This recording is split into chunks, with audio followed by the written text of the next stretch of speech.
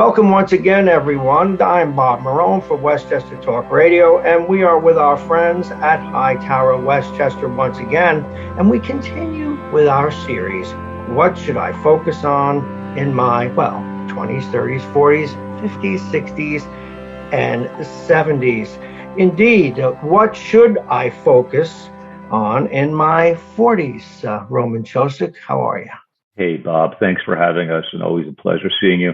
Yeah, certainly 40s is a number, as I've crushed that mark this year myself. So I feel like I have some experience being in the 40s, but at the same time, it's certainly, there's a lot of challenges and things to think through. And hearing it from different clients, we have a lot of different perspectives on there. But as I think the theme here and sort of the narrative is constant, it's about financial planning, and it's about looking at these years, which are your peak earning years. And there's more at stake here financially. You can't take as much risk from our point of view. It's about really more calculated risk. And there are others that are relying on you, be it family and kids and things of that nature. And it's really time to cultivate, or at least to understand as to what your career path will look like. Factoring in your advances, your income, things of that nature. So, with this being the peak earning years, what are some of the things that people should be thinking about?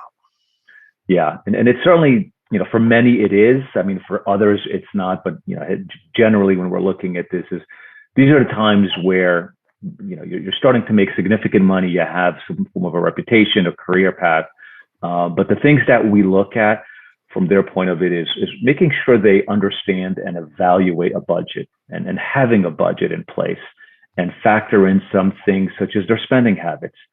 Look, we all think we have an exorbitant or whatever amount of wealth it may be, and it's about living within your means, understanding as to what they may be, and that obviously starts with a budget. Automate your savings. I mean, we kind of tell people this is, the more automated you are, the more of a process you have in place. And the other part is, look, whether it's taking a trip, budgeting for a trip, and having that understanding as to what you can and can't afford. And we emphasize more than ever the importance of taking a trip, because qualitatively and the things and the stresses that people are out there, but it's quantifying as to what you can afford and you can't afford.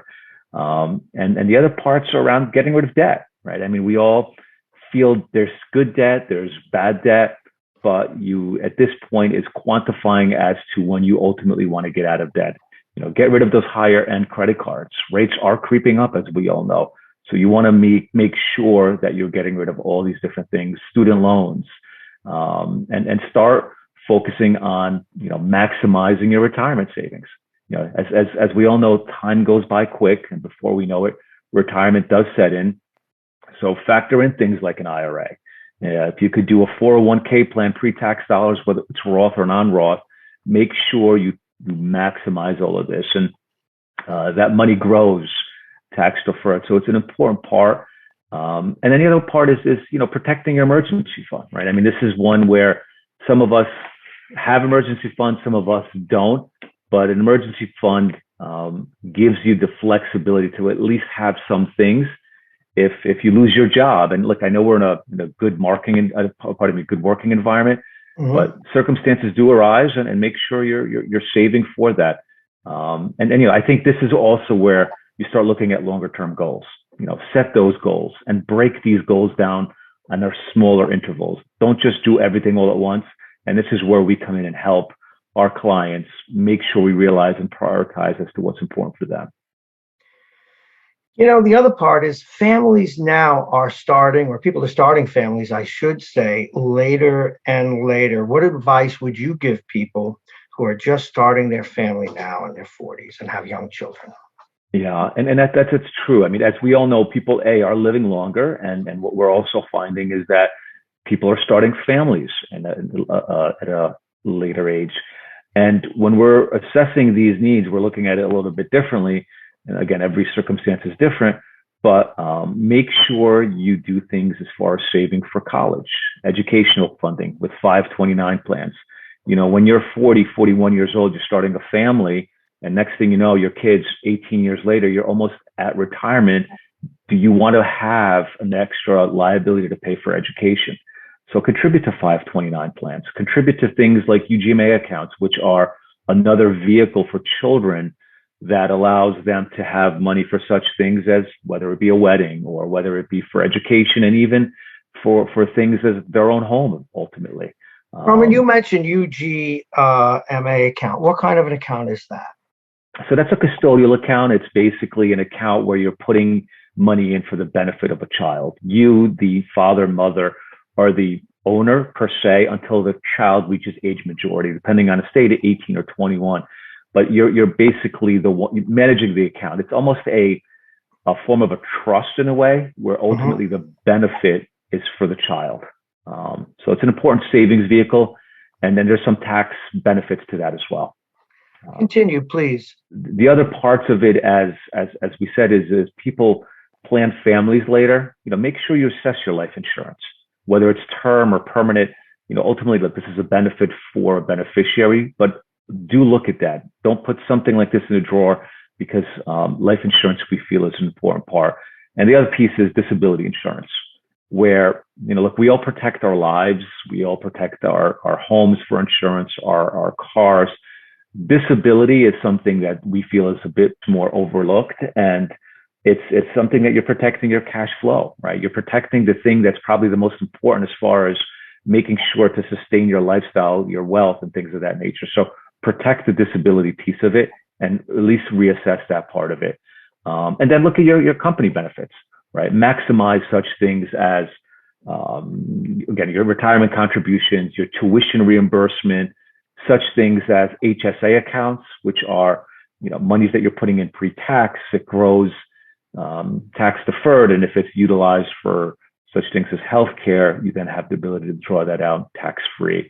And the other part is, what we always tell clients is make sure you're always looking at your beneficiaries, right? To reflect any specific changes you may have. Whether you have a newborn, you want to make sure that your beneficiaries on your IRAs are up to date. If you get divorced, we've seen certain situations where somebody gets divorced, their former spouse has the benefit or the beneficiary of their life insurance or their IRAs. And as we always say, is these beneficiaries supersede your will and or your trust. So just be aware of those things, which are minor, but they're also important. And lastly, look, we always say this is having wills or having a trust, and make sure those documents updated. It's a healthcare proxy. It's the durable power of attorney or a power of attorney and healthcare proxy. I mean, these are important documents. And now more than ever, when we live in this environment where things happen, and if you don't have these, it becomes utter disruptions to the family. Thanks, Roman. I know we all tend to think about or try to quantify what we should have saved personally for retirement. Any thoughts about that? Yeah. It's interesting. We have clients always ask us, and they, we live in a society where we always try to look at that person next door and figure out as far as, do they have more? Am I saving enough? Should I be saving more? And, we always tell people, look, this is circumstantial. Everybody is different. What you may think is $100,000 could mean significantly more or different for somebody else. But look, you want to make sure that in retirement, when you do retire, you have 70 to 80% of your income that you're going to need in retirement when you retire. So it's an important part as far as saving for it, but quantifying it it's across the board. It really is. That's so true, Roman. I'm glad you thought, or you brought that up, I should say. It helps people keep things just a bit more in perspective. Any final thoughts? Yeah, I think, look, it's never too early to plan. No one plans to fail, as they say, but they fail to plan. And I think that's just so important. And having this roadmap and updating it and having somebody as an advisor coaching you on it or helping you with it is an important part. And in this process, it's having those right people that are going to help you get there. It's about having a financial advisor. It's about having an accountant, and also having a lawyer, and having that trusted team and somebody that's going to become, let's just say, ultimately your CFO. Well, once again, you've done a fine job, Roman Ciosek, and we continue with our series of what should I focus on in my and We've just concluded our segment, What Should I Focus On in My 40s? I'm Bob Marone for Westchester Talk Radio. Of course, from Hightower Westchester, Roman Ciosek, Managing Director and Partner at Hightower Westchester. Thank you very much once again. Thank you, Bob. Pleasure as always.